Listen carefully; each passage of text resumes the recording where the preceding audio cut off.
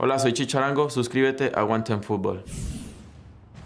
Wow, what a great weekend to be an LAFC fan. First, we signed Gareth Bale. Then we pick up 3 points against the Red Bulls. Blimey, you're so right, Vince. An exciting time, and the lads are just buzzing. Oh, me old China plate. Gareth Bale at the footy grounds. Would you Adam and Eve? It's going to be me old... Yeah. Right. Come on, Gareth. Come on, lads. Come bloody good. Well, all right, well played, lads. We have a great show for you today. The man who broke the big Gareth Bale signing news will join us. That's right. MLS Insider Tom Bogert is on the show. We'll also break down the big win over New York and scout the upcoming competition that LAFC will face. Bloody good show. Cheerio, LAFC 360 starts now. You guys do know he's from Wales. He's not English, right?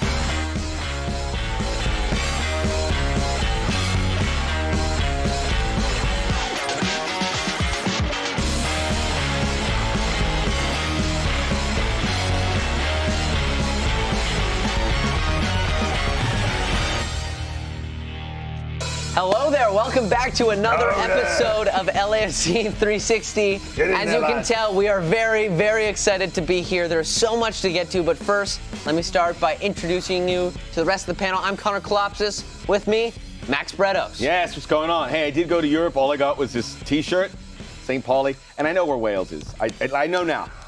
Yeah, we had a long conversation with Max after that cold Thank you. open. And Vince Rosa. What's up, Vince? You guys...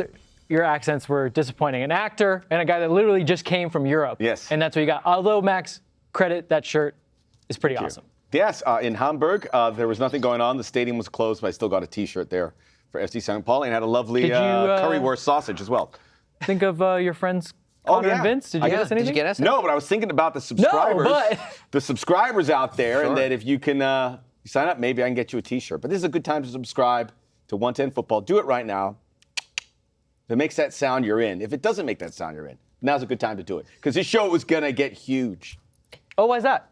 Gareth Bale.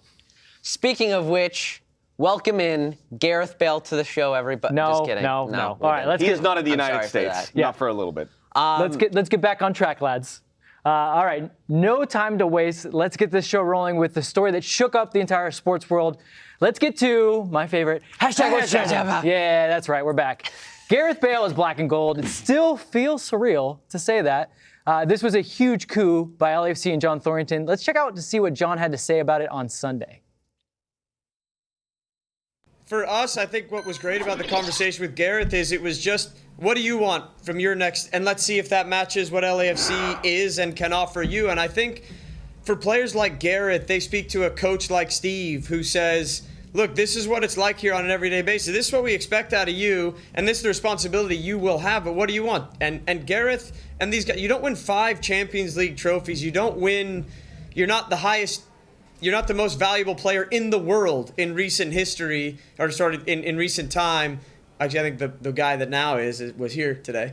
But in any event, you don't achieve those things if you don't have that hunger, and I know that. Steve knows that. We know that. So we did our diligence, and in fact, I'm really excited about what this change of scene will mean for Gareth and his ability to focus on playing. And we had really in-depth conversation. What do you think you need to be successful? And he described the environment at LAFC, not knowing it necessarily, but having done his research. But we have a great group of players now, and I think we did an incredible amount of diligence on Gareth. We have players who know him. We have staff who know him. And it was just really open, transparent conversation, and we quickly saw that it was the right match. And we're incredibly excited in the face of very stiff competition worldwide that he agreed. And we're excited to welcome him in the next couple weeks.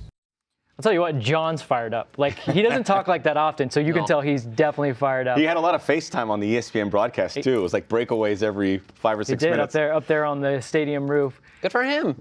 Good for him. It's a rock star. Let's keep it going. Let's keep talking Gareth Bale. Let's bring in the man who broke this huge story, MLS Insider Tom Bogert, the man that John Thorrington calls the leaker. Tom, thanks for joining us, man. What's going on, guys? Yeah, I don't love that as a nickname. It sounds like bad connotations, but hey, cheers. Well, that's the last time it will be said. Yeah, John said it. You're a good old Tommy. If it could be said in an endearing way, I think that was the way that John said it to you. I thought so too, and then I got a few texts from people be like, "Hey, what the hell?" And I was like, "I think he was just kidding." Like, but By the way, it had to feel great to report that story, to get that off your fingertips and go wham. And so congratulations on that. It certainly did. It was very anxiety riddled when I was kind of nailing it down or tracking it down on multiple sources to confirm and make sure it's ironclad. This is Gareth Bale, and I'm just like obsessively refreshing Twitter, site searching Gareth Bale, LAFC, just like desperately like, oh my God, like what if I don't get a call back and somebody breaks this while I have it? And like, I'm just trying to be cautious and make sure to get all these confirmations. So that was a bit of a difficult couple, however long that took on Saturday morning, but we got to the end and nobody broke it. Well, that's a good segue to my question, Tom, because what I want to ask you is, you've alluded to this before, and it was kind of specifically with Brendan Aronson. Some stories are a marathon. Like, you're following it, you're tracking it for months and months, you're getting little bits here and there, and then finally you put it out, you break it. Some you said were a sprint, though. What was the case with this? It sounds like, from what you were just saying, it was like you picked it up and then you just had to go as fast as you could. Absolutely. Yeah, this one was a sprint. I mean, you know, as you alluded to with the Brendan Aronson stuff, like that was literally I was reporting about Leeds trying to sign him from December until the last weekend of the Premier League, so mid-May. Like, I knew of that possibility, and it's like checking with people, asking where it's at or whatever. No, it was not like this in the Gareth Bale deal. This one was more of a, hey, this is happening. And I was like, oh my God, nobody's reported that. There's no rumors. There's nothing. It was a hectic sprint. I was at my poor girlfriend's house. We were going to the beach. We live a mile from the beach, and she had to be delayed for that and deal with me taking phone calls and doing all that stuff and being very neurotic and anxious. So she's the real MVP throughout this whole process. Can you even fathom how that happened? Like, I'm not saying this is a judgment of you. Like, you do a great job. You are able to find these scoops all the time. But like, is somebody able to keep Gareth Bale under their hats for that long? And I mean that as a pun with the hat tip. Oh, absolutely. That's really impressive by the club, by Bale's representatives, by even like Paul Tenoro had a really good story on The Athletic, kind of more details behind this. Like, Bale told Cardiff himself. So really nice of Cardiff to not leak that news rather than being upset that he wasn't signing, or whatever other clubs that he was talking to. I'm sure that he conveyed to them, I'm going to sign with LAFC, or through his representatives, whatever it was. So it's not like John Thorrington was standing in a room with his agent and just, hey, the two of you, as long as we don't say anything, nobody will know. Like, a lot of people had to have known about this. So it was definitely truly impressive that it got as far as it did. Can you imagine the Cardiff City account saying Gareth Bale is signing with LAFC? It tweeted out. Well, teams have done that. Yeah. Teams definitely have done that. So good on them. Good shout. So, Tom, not only did this shake up the soccer world, but it also shook up like the sports world in general, which is huge for Major League Soccer, and a lot of new fans looking at this signing. They don't know too many of the details behind, what the contract is, how the deal even happened. So my question to you is, for a non-DP, I don't think any of us here would have expected us to sign Gareth Bale on a TAM deal. What do you think was a reason for him to accept that and for them to come to this agreement? Yeah, it's really nuts that Giorgio Chiellini are coming and Gareth Bale coming.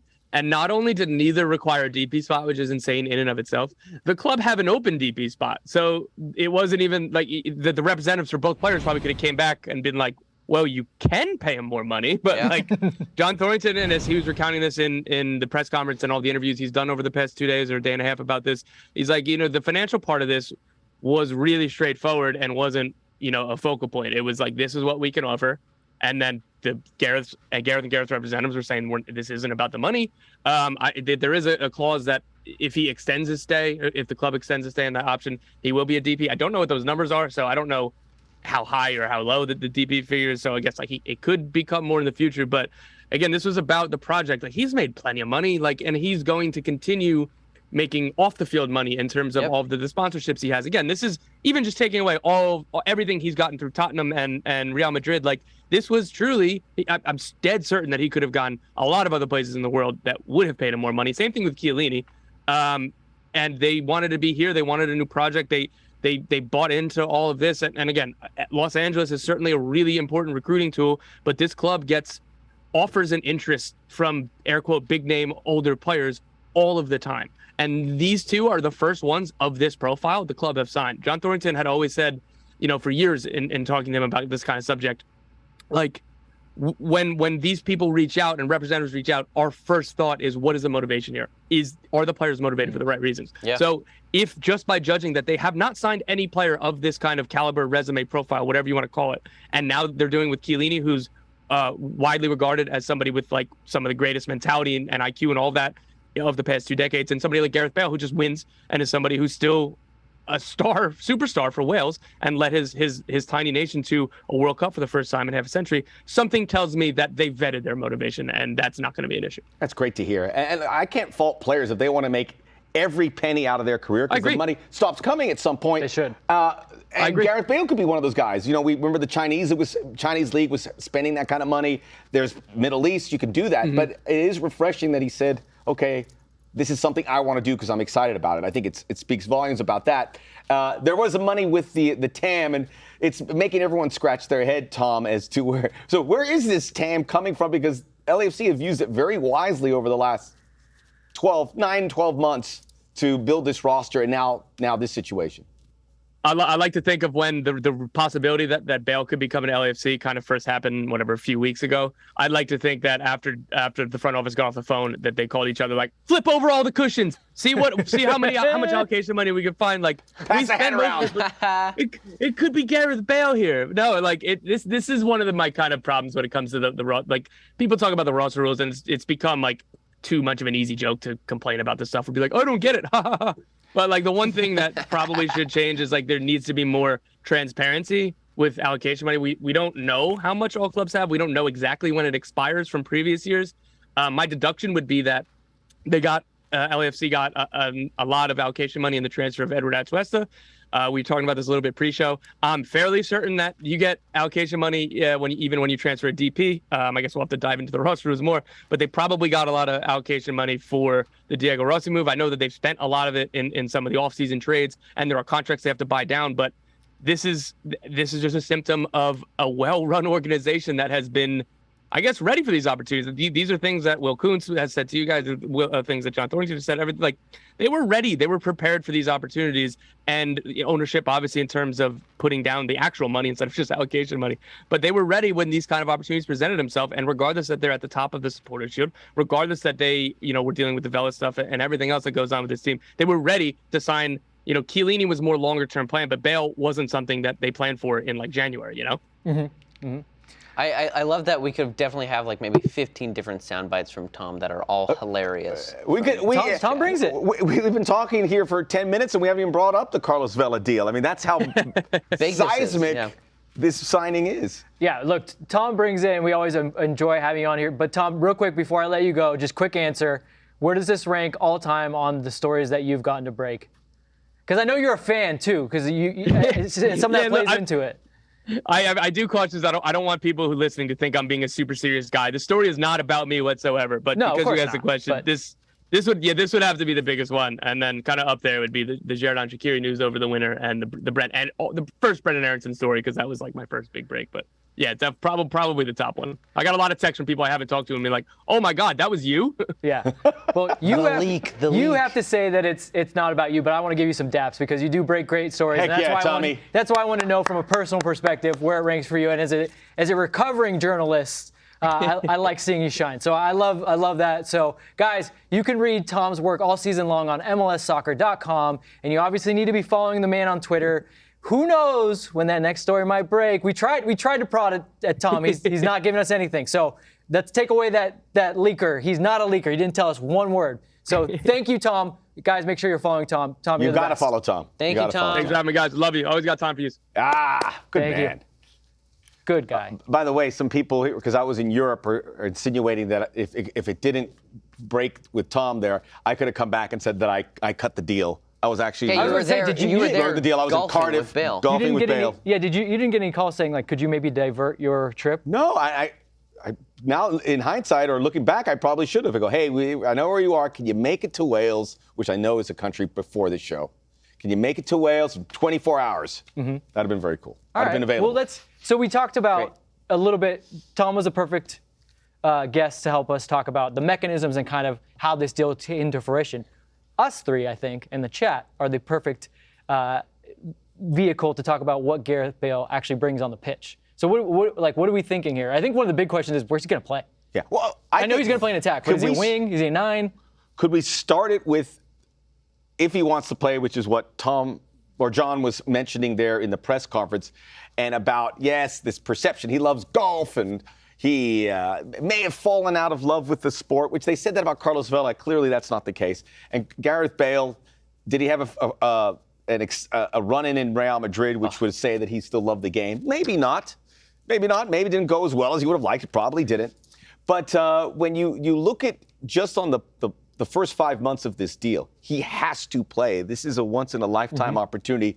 Wales are going to the World Cup for the first time in 64 years. He has to get ready for that. He's playing in a country where he will be facing guys that he'll be facing in the first World Cup game. Yeah. So this is an intel operation in many ways, too, although that's certainly a subplot to the big picture of things. But it would be crazy. Kellen versus Gareth. I know. You think he's just going to? Yeah. He's going to line up against Walker Zimmerman. Nashville's on the schedule. He's going to see Jesus Ferreira. Well, he's not going to see Jesus Ferreira Wednesday, but if you're a U.S. soccer fan, we better find out if Gareth Bale's locker is right next to Kellen's. He's like, hey, so tell me about these guys. Oh yeah. He's Thank taking you some very notes. much. But I think you bring up a good point. He is going, at least the beginning of the contract. He is going to play hard. Well, let's just dispel this right here. Look, the golf thing is one thing. I guarantee you some of the pettiness was, and you can say you like it or you don't like it, Real Madrid did him pretty dirty. Like, they treated him pretty poorly. He was like, look, you guys signed a contract. I don't need to leave. I'm enjoying my life in Madrid, making money. And then Florentino Perez, at every chance he got, dragged Gareth Bale in the press, would go on Chiringuito and say, this man just won't leave. Why won't he leave? Why won't... You know, you're paying him. Do you remember the point? No. Do you remember the point when they put out a statement that basically said Gareth Bale doesn't respect Real Madrid for not leaving? Yeah, that kiss in the ring stuff. I don't blame him at all for being like Wales, the golf, then Real Madrid, because they treated him like trash. You actually enjoyed it because it was like, you signed the deal, Real Madrid, and if you were going to play that game, then you're going to deal with the consequences where he can sit there. And thank you, Real Madrid. We're now reaping the benefits. If he didn't, sit those 3 years out and just raking in the cash, maybe he wouldn't be here right now. Yeah, he's not taking 1.6 million for 12 months. I also, speaking to the folks at LAFC, without riddling off names, that have spoken to Gareth Bale, he's pumped to be here. This was the place he wanted to come to. He's excited not just to come in LA, but he's excited to play for this club in particular, and we got that excitement over the weekend. I might be wrong, but Chris is mentioning, the jersey number, right? 11. Like what? That's Gareth's number, man. I know, but like, what if he just like does? I feel like he might be a player that just doesn't care about numbers. I don't want to give it away because it's going to come out in a little bit, but there's a story about Chiellini taking 14 that kind of goes along those lines. Which was his childhood. Yes, but number. Also kind of in terms of asking people for numbers. So I'm curious where Gareth goes. That's an interesting question. I think Sifu has been wearing the 11 for a while, and Gareth it doesn't matter what number he wears, but it's interesting. I think, again, I want to talk more, though, about him on the field, because I know that we're all worried about what number he is, because I know we're all getting kits. But I think that other thing is, like, I think he can play a little 9. I think he can play wide. I know the athletic story. He's a big boy. Yeah, he's about 6'1", 6'2", right? Yeah, he's very long. He's thick. Strong. He's strong. A thick boy. He's about 32, still very young. This is the prime of your career still. Maybe that wasn't the case a few years ago, but it's still very good. I think there's a lot of options. And even to think that he's going to go as a start, I think you pump the brakes a little bit, especially if LAFC play the way they are. Mm-hmm. This is a guy that, to me, it's a really good fit for LAFC, the way they can play. We saw it over the Red Bulls, how they can counterattack effectively. Gareth Bale does that for the Welsh national team and does it very, very well. Mm-hmm. Set pieces are going to be interesting as well. I just like the idea, let's say we play how we played on the weekend against the Red Bulls, and let's say that's with the same starting lineup. Let's say the result isn't going our way.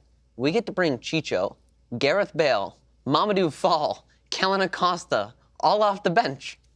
God, can you imagine a substitution Everyone's window going to get the minutes. where Steve just sends in all 5 guys at one time? I mean, it doesn't happen very often. It would be pretty funny. It would be intimidating. The embarrassment of riches. He goes, you 5, just go on there. Figure it out.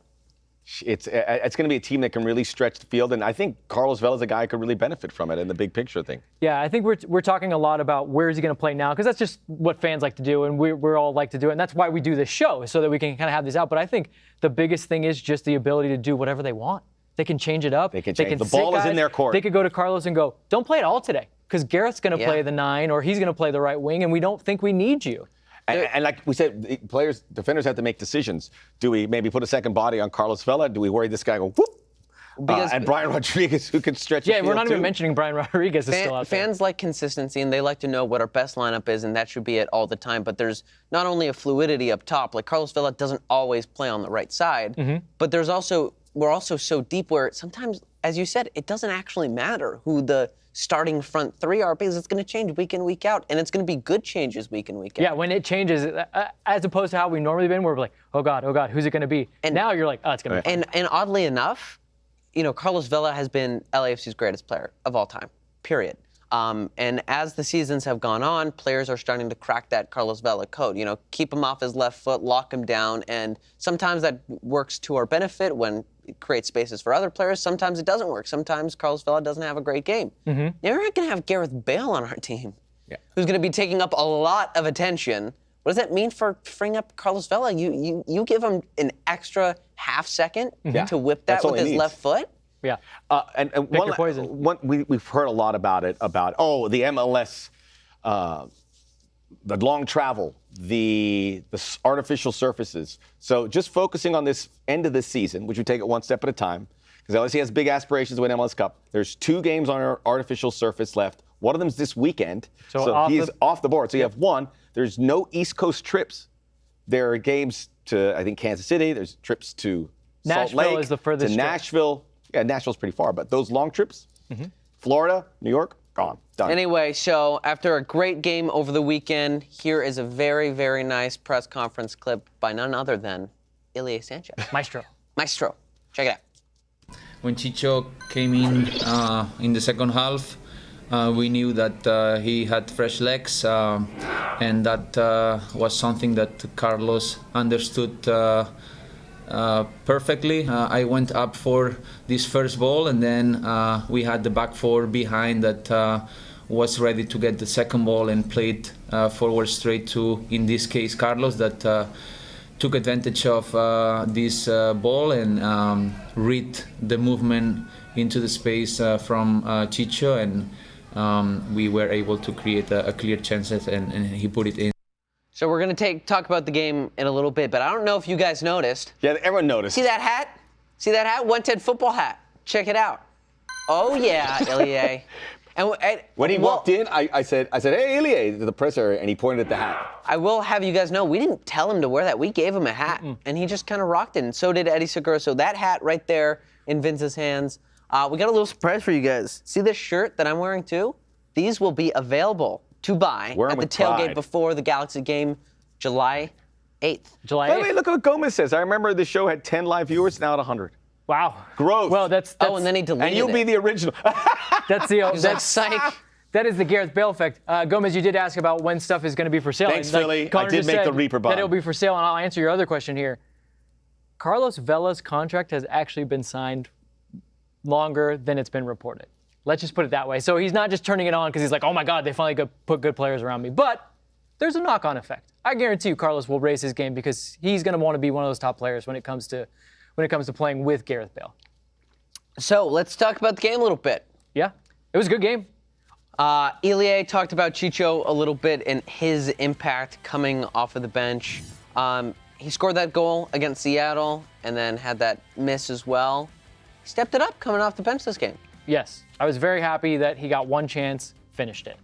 Like that's been my biggest critique of Chicho. Well, pressing is kind of the sub thing. Yeah. He's not the best presser. That may not come around. Yeah, I don't think he's ever going to come around in the pressing. But when he's on and because he's kind of streaky. When he's in a streak, he's in a good finished. streak now. Yeah, it seems like he's in a good streak now. But I just, Seattle, he scored the harder of the two chances. This one, he gets it. And we were in the press box, and I was talking to some people, and they go, that's not as easy as it looks. I go, yeah, you get that ball, and you have 25 yards to go with nobody in front of you, just the goalkeeper.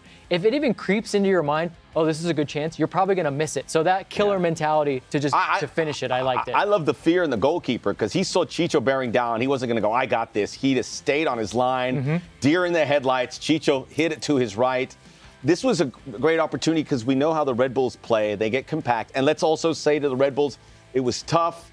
They had some COVID issues and I should say, I won't say COVID issues, but logistical. Health and safety protocols. Yes, health and safety protocols. That's how MLS would prefer you say it. They were, as it should be. And they were shorthanded. But they played a certain way, and LAC unlocked the key, and they scored that one, they scored the next one. That's catching the team very narrow, hitting them over the top, in many ways beating them at their own game. I love, and this is part of Chicho's story of the game too. In the press conference, Steve said, we make a plan for 90 minutes. Like, this was the plan. And he readily admitted, hey, sometimes things don't go to plan. You got to change your substitution patterns. You got to do something different. A guy gets injured. But that was always the plan. Keep Chicho and Kellen fresh. See what happens. It's a noon game. You know Red Bull's going to expend a lot of energy. They got through that first half. And the pace of that first half was probably not what LAFC wanted to see. So Steve probably sat them down at halftime and said, okay, guys, we need to control the ball a little more. They're still dangerous. And by the way, I've got these guys coming in, and then we'll hit tired legs. And perfect plan. Didn't have to wait too late either. They got it done, and then they put it away very quickly thereafter. 3 minutes later. So, yeah. And I said this on the postgame, but those goals were very sexy goals. Yeah. Like, yeah, look, there's a lot of games where we just tap in a goal here and there, and it's fine. Like Chicho's goal in Seattle. It was a pretty nice goal, header looping in, but God, this was one time I was like, the possession for LAFC football. The possession for Cheeky's goal started a foot from our goal line. Did you see how Cheeky closed that grab? He made a passes. 60-yard dead run, and it was like, we'll talk a little bit more about that. Fullback masterclass. Thanks, Gerondolo. Let's focus here on Carlos Vela. The new deal has been confirmed. It's finally been confirmed. Signed. It was 18 months. Yes. 18 months will be going forward. And Carlos Vela, with the idea that Gareth Bale and Giorgio Chiellini and this team getting healthier, it's going to look very good for him. But he played well this weekend. He was a fulcrum in many ways. His touch was fantastic. He hit the assist on the first goal. It was a very important Carlos Vela performance, and one that makes you feel very buoyant that he is going to be able to continue this. I know you were pumped. Well, just look at that. Look at the photo. Look at him. Look at him, guys. It makes me feel good. I'm going to go back. He's in my blind spot. I'm going to go back to my buddy Gomez, who I saw your comment off the top about you can understand when a player has a good game regardless of where they score goals. And yeah, that was what I was talking about. Carlos Vela has that ability even when he doesn't score goals. I know he got an assist. He got the primary assist to Chicho, but it was even the first half was good on him. Like, he played mostly as a false nine in this game. I don't think we really saw him at all on the right side. He drifted to the left a couple times just as the game called for it. But his willingness and readiness to drop off, be available, his touch was there, where basically he was able to just create a yard of space, but keep it on his foot and then move the team forward.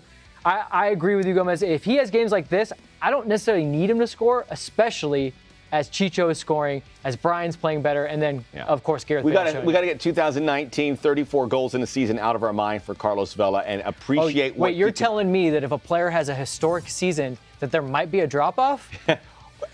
I don't know. There has been a drop off offensively. Well, there has to be. But you can't have a record-breaking season and then But he's do it a bit. He's put his hand up. He has done a job for this team, and I don't care about 34 goals when you get. I like 33 points at this point of the season a little better. It's 33 points. I like being in first place. I like being on track for the Supporters' Shield and CONCACAF Champions League. And Carlos Vela has been a big part of that. You take him out of here, it's not the same. No, we're winning it. We're winning. How many trophies? Oh. Yeah. Oh, that's a good question. How many trophies? I'd say how many trophies between this year and next year. Okay, so I like that even more. I'm considering this year there's still two on offer. There's Supporters' Shield and MLS Cup. And let's count, And then I say next year you go for broke in the CCL. CCL, and as we talked about, CCL is very agreeable. They get 4. We get 4 in the next 2 years. Yeah. I'm telling you. Max makes the bar is very high. Max makes a good point, though, especially now that you're bringing Gareth Bale, and it seems like you're going to have 12 months initial, so he'll be there for the first 6 months no matter what, which is by that time the CCL is over, and it's very agreeable. The Mexican teams that are getting into it. And all due respect to Atlas, no offense, and Pachuca, but that's not a team that's going to be able to build themselves there. Gareth Bale will be the best player in that competition by far.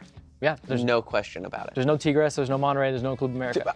I should have said it at the beginning, but Gareth Bale, talent, is the best player in the league right now. Hands down. Will he be the best player performance-wise? I don't know, probably not. But talent-wise, number one.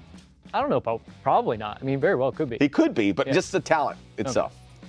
Well, let's talk about a guy that I think is finally starting to get noticed because he did put a ball in the back of the net. His first goal for LAFC, but Cheeky Palacios has easily been, if not the best left back in the league, top 3. Mm-hmm. And he had a great game as well as his partner on the other side, Franco Escobar. What did you guys like about that game from the fullbacks yesterday? By the way, in a hot game, and you know fullbacks do so much work. Steve alluded to that. So much work, and you don't always get a lot of praise, so I'm happy to praise the fullbacks. I didn't today. realize how much, having a former fullback as your coach probably helps your game if you're a fullback. Seeing them progress. Steve mentioned that at the press conference because they asked about Cheeky, who did address the media too. So they talked about that, and he was very they've exuberant about it. On it, like offensively as well. We saw Cheeky making these runs from, our goal line all the way up to the opposition box. 60-yard run as we look at it. This is my favorite part, though. The dummy. Second touch. Man. To run, if I would have ran that much, first of all, my hands would already be on my knees. But then to have the presence of mind as a fullback to fake him out there, in the 18. Was a fullback. That's by the way, to score your first goal. It's not like he's a fullback that scores goals all the time. Like he was still having to break his duck there, and he was able to have that kind of composure. That was such a big finish for so many reasons because Brian Rodriguez just made this incredible run. Mm-hmm. He gets the assist, he gets the payoff, and then the finish there. Everybody's happy. Everyone looks good. That could have been scuffed. That could have been saved. But Cheeky put it in the corner. And one thing about him as a left back, he's involved in a game more than a left back should be. Mm-hmm. I mean, he's always in there. He's always an outlet. He's combining with Vela or different players. It's an expanded left back role. But as Steve Cherundolo said after the game, they knew he had the defensive wherewithal. Mm-hmm. He's been working on the offensive end, and now he has a goal to go with some assists. And I'd say this was one of the players that come the end of last season, after, we had that pretty poor taste in our mouths after we didn't make the playoffs. He was one of the players that I was on the fence on a little bit. And so was, I think, a lot of people. But my goodness, is he may be one of the best left backs in the league this season. Yeah, it does seem like he put it all together. Steve keeps noting that, how much, we always knew he, as a 1v1 defender, he's tenacious, a lot of ball recoveries, the fact that he runs all game, but his end product wasn't there. You and I used to talk about this, Max. He would have five bad crosses and then finally put in a good one. It seems like now every cross is a good cross. He's in the mix. DeJuan Jones at New England I rate highly as a left back. I'd put him very highly, but Cheeky's is there too. Kai Wagner, DeJuan Jones, Cheeky. Those three. You've got to see a Kai Wagner this weekend. Very hot. He was hot because he got a penalty against them, but he's very good left back. And now you got people talking about this trophy haul. It's gonna be tricky. Trophy haul. Yeah, it's not gonna be tricky. Oh, this is what someone mentioned. Just win a playoff game. I go. This is what you would like to do if you're LAFC. Finish first. Avoid that first one. I know someone joked about it on a tweet, which made me laugh. They go, LAFC signs Gareth Bale and Giorgio Chiellini only to lose to Real Salt Lake in the first round. And I got uncomfortable. But avoid that. Because you know it's possible. Well, that's Keep literally what the playoffs home. are set up for, right? One-offs, that's what they're set up for. And Salt Lake are But also, family, come on. Whatever happens, happens. Of course I want to win everything, but relax. But I do. Winning MLS Cup is hard. It's hard. It is hard, and it's not a guarantee. It's one of the hardest things in sports because everything is one-offs. You work so hard. It's a long season. You got a big target on your back. But, and I am the last person to say this, it's MLS Cup or bust. It's now or never. I hate saying it, but it really is MLS Cup or bust this year, and I think everyone Put knows yourself that. in the best position to win I think what it is there's no greater opportunity LAFC will have to do it than this year. So with that, it's time for Class of 22. And like always, we here at 110 Football are bringing you the hard-hitting questions and answers to some of life's greatest debates. This week, we asked the team the age-old question, is a hot dog a sandwich?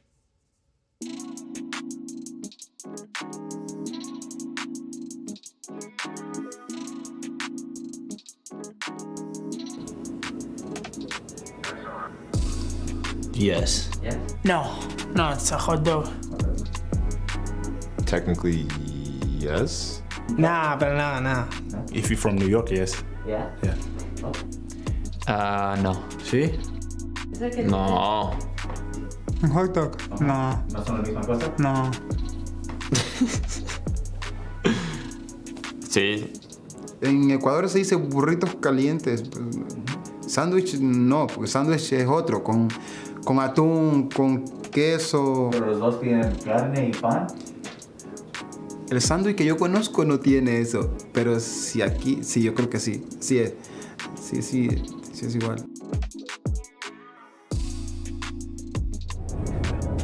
Cheeky was scientific. Yeah, with wait, the way a sandwich. Hold on. By the way, sandwich What is constitutes a sandwich, first of all? By the way, sandwich, the same word in English and Spanish.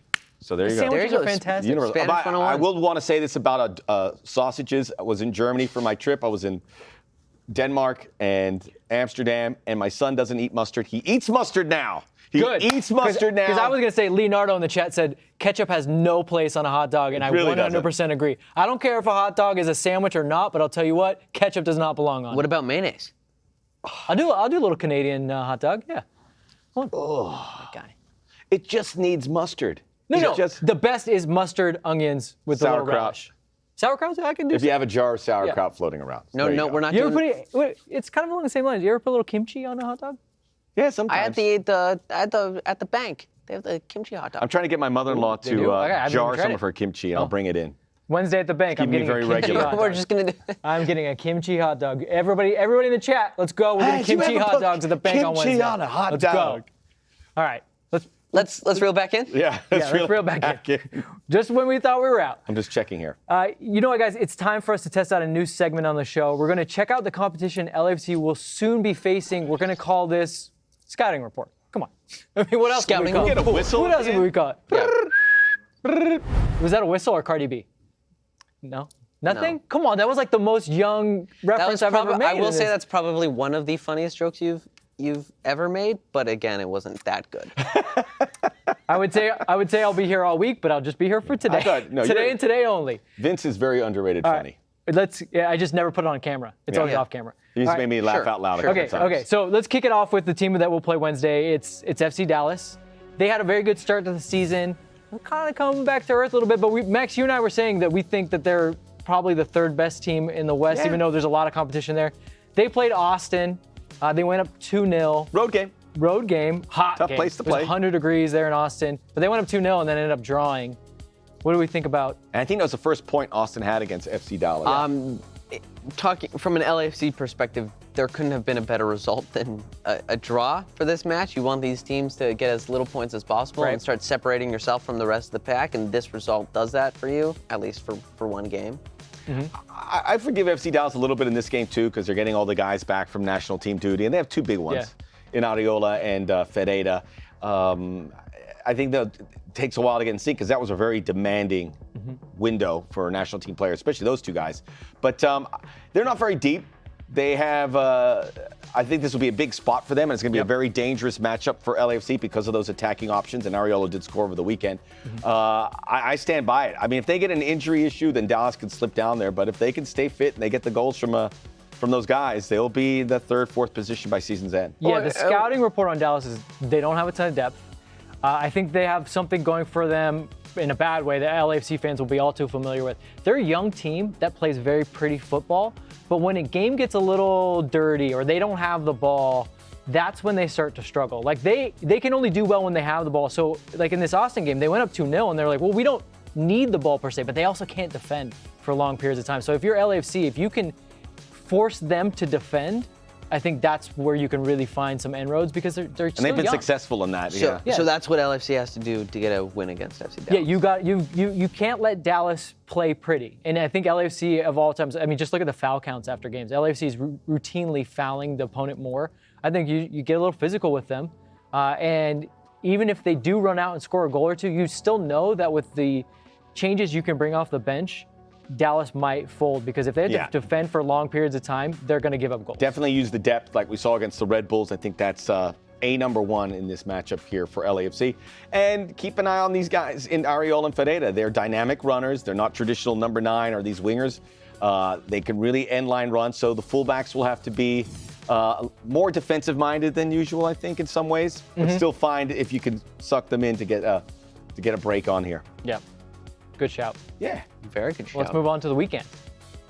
The weekend is the Vancouver Whitecaps. Vancouver Whitecaps. So Vancouver and at home tying with New England. Vancouver's been playing well as of late after a really dire start to the season. They were at the bottom of the West. They've had a couple good road wins to get them in, including a win at Dallas. So, but the Revs, they won the Support Shield last year. They are nowhere near the same team that they were last year. But they are starting to look better. They're looking better. They are, but I just want us to take that into account, right? But compared to how bad Vancouver was to start the season? Yeah. And LAFC had that, beat them earlier in the season. That was following a very difficult stretch last year against Vancouver. We all sat there and watched Vancouver push LAFC around. So the Maxime Crépeau 10 save day, which is a subplot here with Marc Dos Santos and Maxime Crépeau. It's a tough place to play. LAFC have struggled going up there. The turf is always an issue. Turf is just There's just bad memories up at that place. Yeah. I actually have a great memory. I remember it was one of LAFC's first games. Carlos Vela hitting that left-footed curler. Ooh, that was one of the patented curlers. That's where right. That was one of the first ones where you're like, okay, this is a thing now. It would be great for LAFC if they win this game because it would show another growth of what they've been able to do, especially coming off a midweek. If they're successful against Dallas to come out there and. What's interesting is Vancouver, I think, is the opposite of Dallas. They don't want the ball. Like, even when they played, they actually had the lion's share of the shots on target in this game against New England. They had less possession. And really what it's come to for them is getting people healthy. I mean, Ryan Gould's finally playing. Yeah, Cavallini looks like a new player. did not play in the first time. Yeah, did not play against us. Although Caicedo looks like he picked up a little bit of an injury. We'll see how long that is. But I think for LAFC, what they got to look at is after playing a team where maybe you want to boss them a little bit and force them to defend, you then play Vancouver away and on a horrible pitch. I think you got to be actually more pragmatic and play maybe a little bit more like you played against Columbus. Because if you sit back, Vancouver, I don't think has quite. I like Gould a lot, but he thrives in space. He thrives on the counter. Yeah. I don't think they have what it takes to break you down. No, the home element will lift them up. We see some people mentioning Tristan Blackman. Chris mentioned Tristan Blackman. We score 4 goals. Let Tristan have another one. I want to remind everyone that he didn't celebrate the goal when he scored. He respected the north end. He respected it even if he did in the south end. Tristan is a good dude. He understands and he gets it. I will say I do remember a time in which we played Vancouver away, and I think it was like Shaft Brewer Jr. and Nico Hamalainen starting at fullback for us. So I think we've come a very long way. We were undefeated heading into that game and took the L. Took the L to Marc Dos Santos, who is now part of our coaching staff. We agree. Be patient for LAFC. Find those spots and maintain and.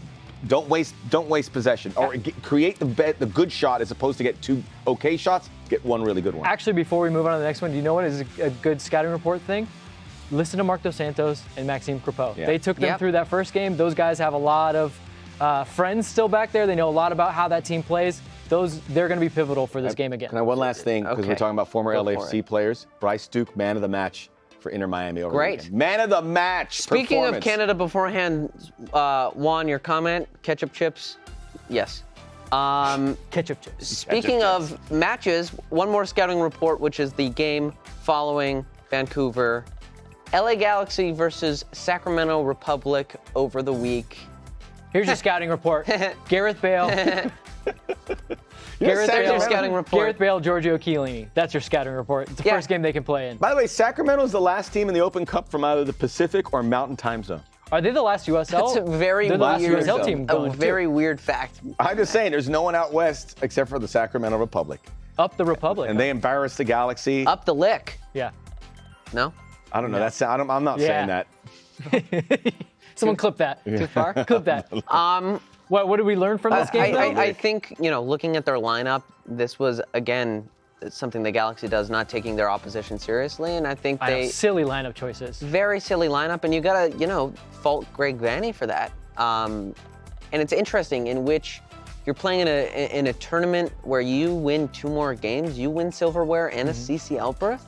I'm shocked that they didn't throw everything they could at it. 3-4 games within the MLS regular season really isn't going to matter that much. Yeah. Put all your eggs in the basket. I was actually a little surprised at Galaxy fans. I know that for the most part they're too cool for school, but you haven't won silverware in a long time. Like I would thought they would have been more upset. I saw too many of them saying like, "Oh, it's a trophy we don't even care about anyways." I'm like, well, Greg Vanney probably should have cared about it, but if I'm looking at this, when you're that close and you have that opponent in front of you and you can see a path to the trophy, you'd be crazy to diminish this. Yeah. Crazy. And I guarantee Greg Vanney would be the first to say that. Yeah, I mean, LAFC was very upset, especially looking at it and saying, wait, we could have played a USL team next to get to the semifinals. Not to take them lightly, but you would want that.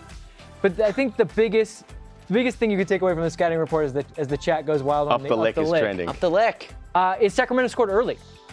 In the 2 games we played the Galaxy this year, we actually had decent starts, had some chances, did not get them. The Galaxy got to sit, wait the game out, and then they finally just overran us. And I think that's got to be the biggest takeaway. Score against the Galaxy early, and I don't think any team can really beat you if you score against them. Thickety with the tongue emoji. Can they get rid of the tongue emoji? Up the lick. It's not. Get rid of it. It's not pretty. All right, I want nothing everyone good comes of watching, it. next time the Republic play, start that hashtag on their social media accounts. Get them to start it. Start using it. Up the lick. Yeah. Thank you, on behalf of myself. Do we give a game plan for LAFC against the Galaxy? It's pretty simple. Score early. Get them out of your head, too. Get them out of your head. And I score will early. say this is a unique opportunity in which the Galaxy is coming to the bank. We talked about Bale and Chiellini making Will be their available. debuts. Won't start. May get some minutes. Probably won't start, but they will be available. But which is awesome to just say, like, look at these guys on our Yeah, bench. I know. Hey. I'd say a majority of the time LAFC comes in, not intentionally, but, is a little intimidated sometimes. We haven't won. Not as much at home, though. But Not I as agree. much at home, but this is surely the greatest opportunity that we have to be the ones that are intimidating, to be the ones that are going to scare the crap out of the other team, because Bale and Chiellini are here. Not only are we firing it across all cylinders in the league, like, we want this more than them. I am fully confident that if the Galaxy make the playoffs, and I still think that might be an if the way they're playing, and they have some pieces they got to get, that we will be higher than them. So if they have to play us, they will have to come to bank, which I feel confident in LAFC. However, I would say this. Win this game and knock them down even farther so they have to play someone else, and maybe you don't even get the Galaxy this season in the playoffs. Yep. It's a big one. It's going to be an incredible atmosphere because, as I open it up to everyone in the chat room, time now to ask your questions. Ask us anything. Gareth Bale, LAFC, LA Galaxy. We're here to answer them. I'll start it off with a question that applies to that Galaxy game.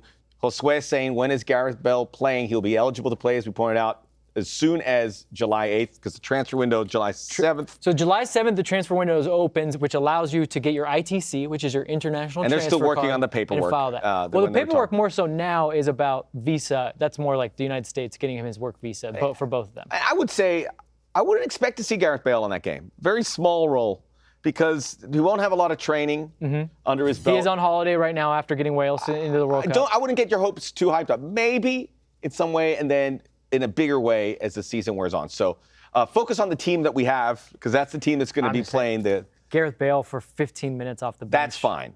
That's fine. fine. Hopefully the game is done and dusted by then. But if the game is anywhere in doubt and you get Gareth Bale for 15 to 20 minutes, wow. I don't know the answer to this question. We need to find it out when they can start training with the team, and it's going to be pretty close to that July 8th. My understanding is as soon as they get their work visa, which allows them to be paid, they're allowed to train. So your ITC is what allows you to be registered to take part in a game, which the 7th is the window that opens. But if their paperwork is sorted, once it's sorted, they can come here and they can hop right into training. Brian, in the chat, John Thorrington went on the record in the press conference saying that LAFC will be signing a DP this summer. I think that was in the Athletic article. I don't know if he specifically said but he did. But a lot of people are asking about the DP. So maybe we should say. I still think it's a 9. I think it's a winger. Well, I think it's a winger 9-ish. A fast guy. Yeah. That they've had enough time to think about it. So they've identified guys probably for a year for that DP. So now that they can do it on their timing, because I think in the winter market there was the thought that, okay, perhaps we have to reach for someone. We have to get someone and maybe pay the price that they want to pay. But now that they've done it long enough, they've been able to calling the shots. And they have Gareth Bale and they go, look at this club. And the players are going to go, I want to go there. I want to go there. What are they going to do? What are they going to do? Show me. I'm going to go. I think it'll be a young guy too. Oh, show me. Director's upset with me. I know. I do think it'll be a young guy. I think you've now brought in enough kind of veteran leadership and big names. It's going to be young South American. As much as I would love it to be Isco or somebody like that, I feel like that might be one too many apples in the cart. Someone you can sit on for a while. No rush. Yeah. Because maybe Brian Rodriguez does make a move. But maybe Chiqui Palacios makes a move. As much as we talk about how much, like, where do these guys play in terms of starting 11, like, you got to still balance that locker room. I feel like if you bring in another big European, it might be, I don't know, it might be one too many. Too many egos in there, and I think a younger guy that you can develop, that can grow into it, I think is It'll be here for probably 2-3 years. Maybe he's 18 years old. Plus, if you're Isco, do you want to follow Gareth Bale? You're like, oh, I'm coming in for. You just signed Gareth Bale. I think you got the big European players, bigger than you could have ever imagined. The DP is going to be someone for the future that they can help invest in and build up the way they did with Diego Rossi, the way they did with Eduardo Atuesta, the way they're doing with Brian Rodriguez. It makes sense. And they have those connections in South America. Yeah. Maybe they go to a different part of the world, but my guess is it would be from there. I got a... Go ahead, say what you say. I will say I've been enjoying using the two emojis, like the Chicho emojis for a very long time now. I will say now I think I have the favorite a new favorite emoji, Not right? the tongue. Not the tongue. Well, not the This has tongue come up emoji. again. Stop it. Well, you started Stop this. using the tongue, thickety. So I got we asked you guys in the chat during the show to send us questions, but I also try to send it out early and ask for some questions. I got one from Jesus that said, what would Bale have to do to be considered a successful signing? How many goals and assists, or is it based on winning a title? My answer to that is, it's about winning a title, but I think if you win a title, Gareth Bale is having goals and assists to do that. So, but I think at the end of the day, it's MLS, like I said, it's MLS Cup or bust now.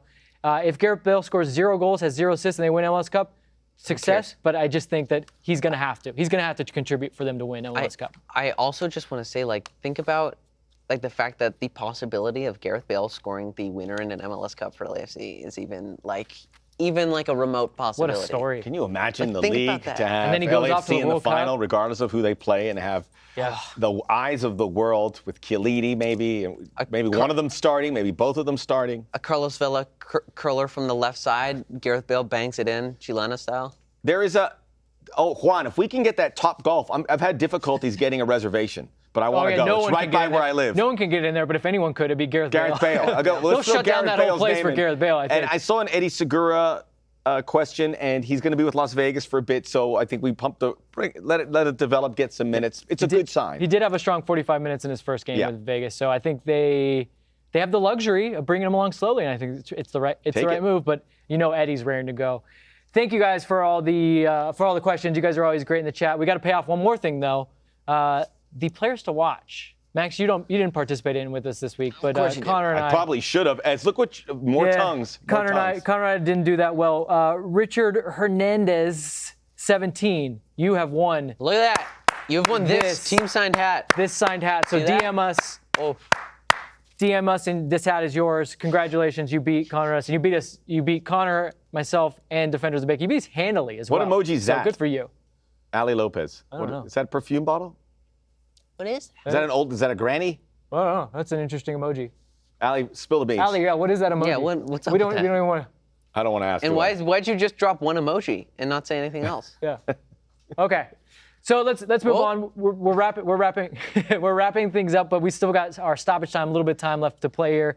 Stoppage time is our chance to just kind of talk about anything.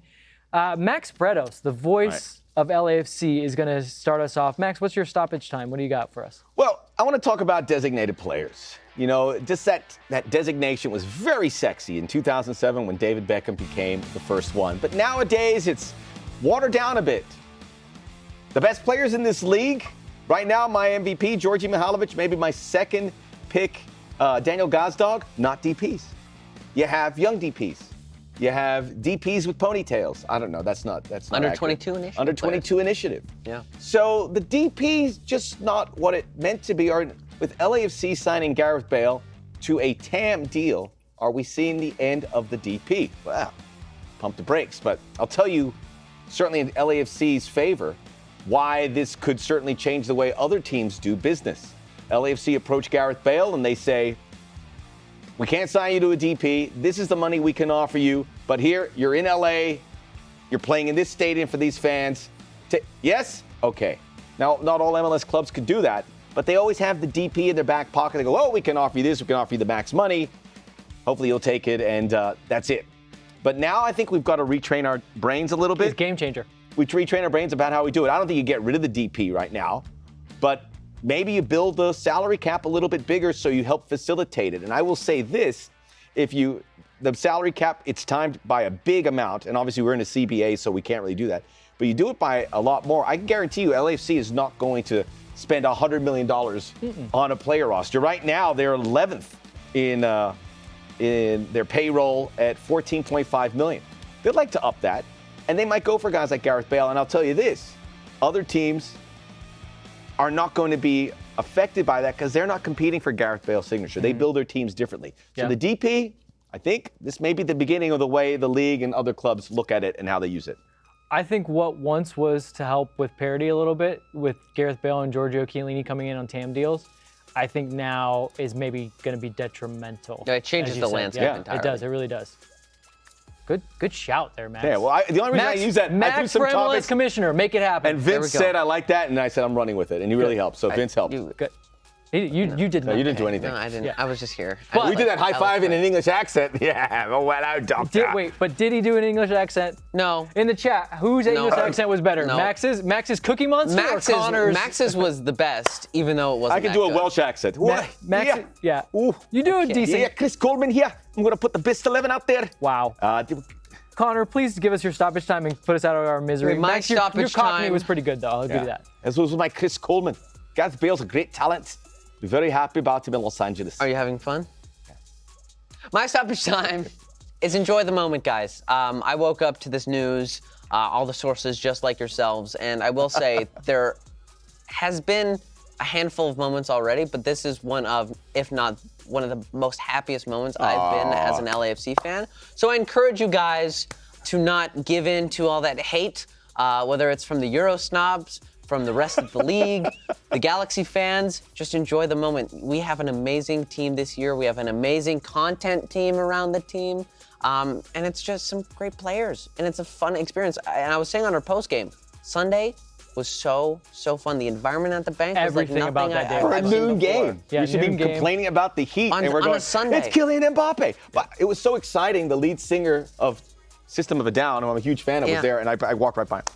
And, I walked right by him like, no, hey, Serge. but I can see how the hate can get to you to make you complain about the other people not enjoying it as much as you. No. Don't listen. Just enjoy it. And to those people who are jealous of LAFC, get out of here, man. Like, y'all are so jealous. We're get on the out. top of the, not only are we on the top of the league, we signed Chiellini and Bale. You want to know why? Just because we can. It's a power move to you guys. And don't get mad at us for signing the great players and doing well. Get mad at your own team for not doing as good as us. And that goes for everyone. Carson, Sounders, Salt Lake, I don't know, all of you. Salt Lake, where did you put them in with? No, I'm just throwing Sacramento Republic? I'm just throwing Yeah. you know, Listen, Sacramento Republic. as well. Up the lick. Everyone. I heard Republic were in on Bale. Just couldn't make it happen. I just couldn't get over the line. You know, you guys just have to. I'm a fan of the league. Mm-hmm. I'm a fan of the league, and even like when the Galaxy signs Chicharito, I'm happy. I want this league to grow. I want these big players to come, and I think this Bale move gives the league a lot of exposure, as does any big player coming to the league. So, one, let's show some respect. Two, you can be happy for us as well. Sounders fans, I was happy for you when you won the CONCACAF Champions League. Great job. You won. Now get over it. God. Like, you can be respectful and give us a little, like, I don't know, a fair shout once There in was a a while. lot of that. People go, oh, they're downplaying the Gareth Bale. I go, come on, guys, this is huge. Yeah. Any way you cut it, it's huge. God damn. And We're they'll here be- for the league. We all they'll want to become- look out for each other. Right, and as to a degree. And as LAFC travels to different destinations, they'll be there. Trust me, they'll be there to see Gareth Bale. They'll reap those benefits. All right, it's my turn. This one is for you, Boris, and a lot of other people asking about Mamadou Fall. And my take on this is, guys, relax. It's okay. Don't worry. This is actually part of Mamadou's maturation and his development as a player. Look, he was not good before the break.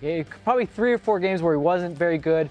And that can actually be excused a little bit, but also the attitude a little bit. That end to the Galaxy game is something that just can't happen. You can't have a guy running around just starting fights.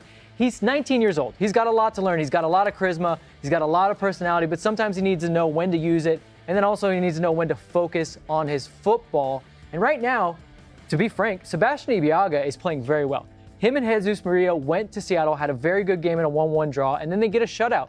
And Steve Trundle is basically saying to Mamadou Fall, if you play well, you will start and you will continue to start. So as of right now, he's got to roll with Murillo and he's got to roll with Ibeagha. I know there's a midweek game, so that might bring some changes to keep guys fresh. But this is what develops players in the right way. He says, look, if you train well, you play well, you will continue to start well. Sebastian Ibeagha has been training well and he's been playing well. And so Mamadou has to look at that and take that as a challenge to get back into this team. And I guarantee you guys, he will be better for it. And he will definitely get his opportunity. There will be times he will be back. But right now, this is a big part of his development. So I'm eager to see when he does get back on the pitch, how he kind of looks a little bit more mature. But just honestly, don't worry about it. I think Steve, of all people, being a former defender, is the right kind of guy to kind of give him this message and give him this lesson. So that's what I would say. Mamadou will be back, but as of right now, just pump the brakes. I just want to throw one hot take out there. Major League Soccer is a league that's signing the likes of Gareth Bale, David Beckham at one time. You got the Chicharitos, you got the Ibrahimoviches. Lorenzo Insigne as well. This guy who got overwhelmed a bit by this guy. And then it's Liga MX, who's, big Gignac, right?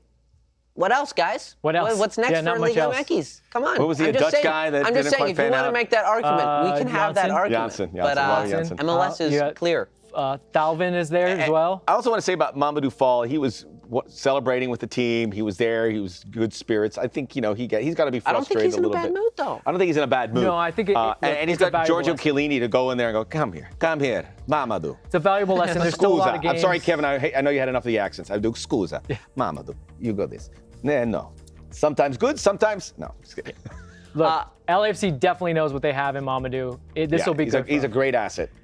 All right, well, that's it for the show, guys. Thank you again for watching. Don't forget, you can listen to this show as well as Angels Wear Boots as a podcast. Just search 110 Football wherever you listen to your podcasts. In just a couple of hours, Angels Wear Boots is back. Angel City had a much-needed week off, but Megan, Jessica, Nina, and Sarah are here to put on a great show for you guys. That's at 4 p.m., so make sure you are there. On Wednesday at 7:15 p.m., we are here right back at the bank for a midweek showdown versus FC Dallas. I'll be joined by Philly from Defenders of the Bank, great Jessica Black, and Vince.